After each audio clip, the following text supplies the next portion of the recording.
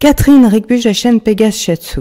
Alors aujourd'hui, il est bien entendu, contrairement à ce que quelqu'un a cru, que je ne me prends ni pour une monteuse professionnelle, ni pour une artiste, simplement pour quelqu'un qui essaye de chercher de la clientèle et faire passer des messages avec ce qu'elle peut comme moyen pour y arriver. Et s'il y en a qui ne sont pas capables de traiter leur son correctement pour être audibles en vidéo pour qu'on puisse les suivre, ce n'est pas mon problème, je n'ai pas à me faire harceler alors que j'ai au moins l'honnêteté de le dire quand personne ne le dit. Alors, je vous montre en fait une autre vidéo faite par une caméra fixe, une caméra de chasse, donc c'est pas quelque chose d'extraordinaire, mais on voit ce qui se passe quand on essaye d'attirer la nuit, quand on essaye d'attirer de jour les oiseaux, et qu'on se retrouve à attirer de nuit d'autres animaux. Vous allez voir, c'est assez marrant. Alors, on a déjà vu dans des précédentes vidéos des chats qui arrivaient, pris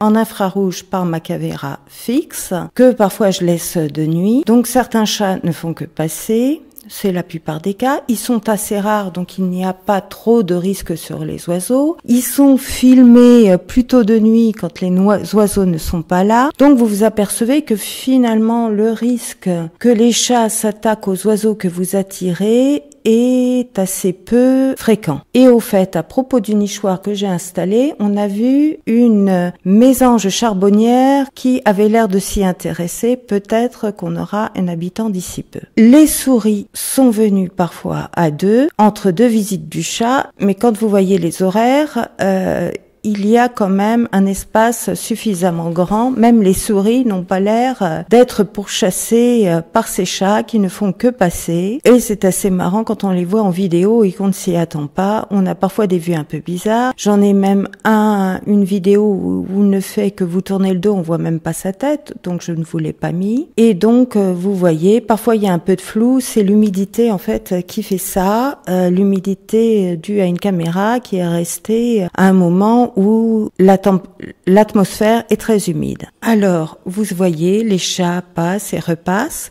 Les souris sont venues. J'ai été surpris, quand il y a eu une tempête en décembre, pas le jour même de la tempête, mais les jours qui ont suivi, il y a eu énormément de souris qui ont été filmées par la caméra. J'y pensais pas. Et puis, j'ai laissé sans trop y penser la caméra et je m'aperçois qu'en fait, il y a eu plein de souris qui sont venues par la tempête. On en voit même qui viennent dans les boules de graisse. Alors, il y a eu un peu de tempête ces derniers jours, ça n'a pas été le cas. Je pense que ça doit dépendre aussi de la vitesse, du temps où elles n'ont pas eu leur dernier repas. Et vous voyez, certaines souris sont assez rapides et on a même eu la visite d'un crapaud, le genre buffo, c'est peut-être buffo, un crapaud assez commun, mais comme je suis pas sûre, en caméra vidéo, j'ai mis genre buffo qui regroupe tous les crapauds. Donc, c'est pas forcément à apprendre le nom latin, mais juste, j'essaye de vous sensibiliser au fait que le nom latin est le seul nom valable pour déterminer une espèce. Et nous revenons un peu, parce que nous allons voir que la souris s'est intéressée au laurier rose. Alors je rappelle ce que j'avais déjà dit dans la vidéo sur le roitelet huppé. Regulus regulus, ça c'est son nom latin.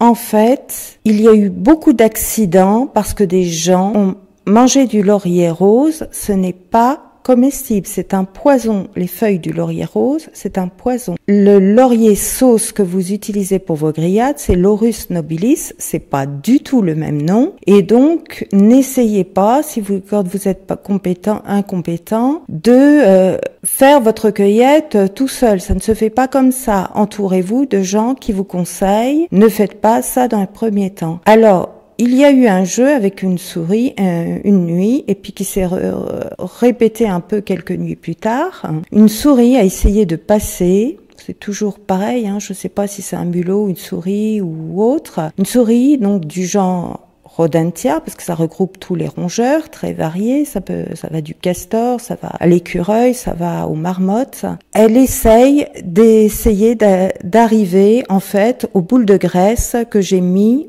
pour les oiseaux. Et comme on voit là, elle n'y arrive pas, mais elle fait plusieurs tentatives. Est-ce que je vais arriver à atteindre les boules de graisse? Donc elle cherche un passage.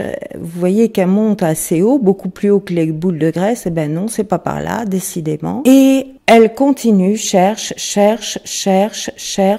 et elle finit par chercher de l'autre côté, évidemment, peut-être plus pour trouver une sortie, parce que elle se doute bien que les boules de graisse sont par là, mais on la voit qui cherche.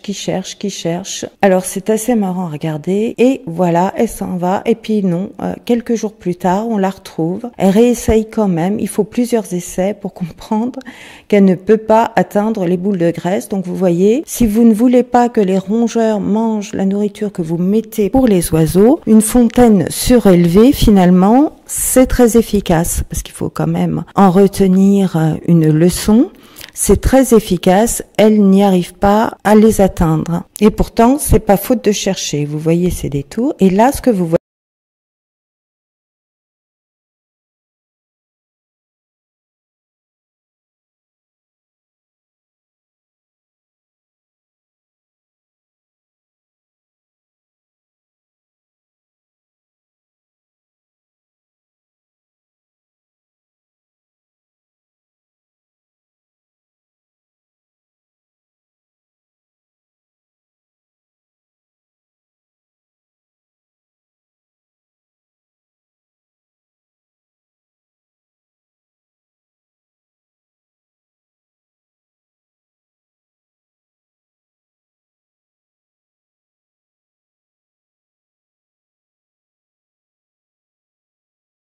voyez, c'est un oiseau, certainement le rouge-gorge, parce qu'à cette heure-ci, vers 8 heures du matin, même s'il fait noir, oui, il y a un rouge-gorge, je sais pas si c'est toujours le même qui vient tôt le matin. Bon, il vient pas tous les jours, la caméra le prend pas tous les jours, mais quand j'ai réussi à l'identifier, c'était bien un rouge-gorge qui vient.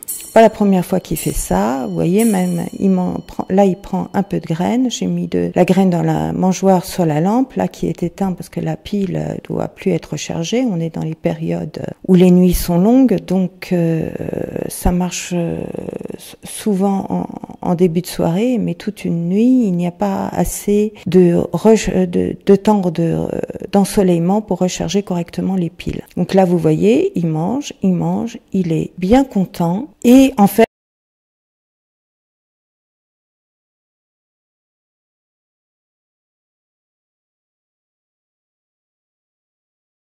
la souris, elle avait trouvé la solution quelques jours plus tôt pour manger. Vous voyez, elle cherche, elle est tout en bas. Je sais pas si vous la voyez parce qu'on la voit pas beaucoup, mais elle cherche à monter. Elle est en bas de la fontaine et elle cherche à monter. Et voilà, elle arrive à monter et elle prend les graines dans le distributeur à graines pour oiseaux, mais que j'ai mis bas pour voir. Donc, vous voyez, on peut tirer grâce à des leçons grâce à la caméra vidéo. Et voilà, moi je cherche pas forcément les montages compliqués, contrairement à ce que certains qui donnent des cours là avec un mauvais son. J'essaye d'avoir un son à peu près correct, bon qui n'est pas parfait. Quand je bafouille un peu, je m'en excuse, mais bon ça, quand on cherche ces mots, qui ne cherche pas ces mots à un moment donné en expliquant des choses compliquées, et j'essaye d'améliorer mes montages au petit bonheur de mes progrès.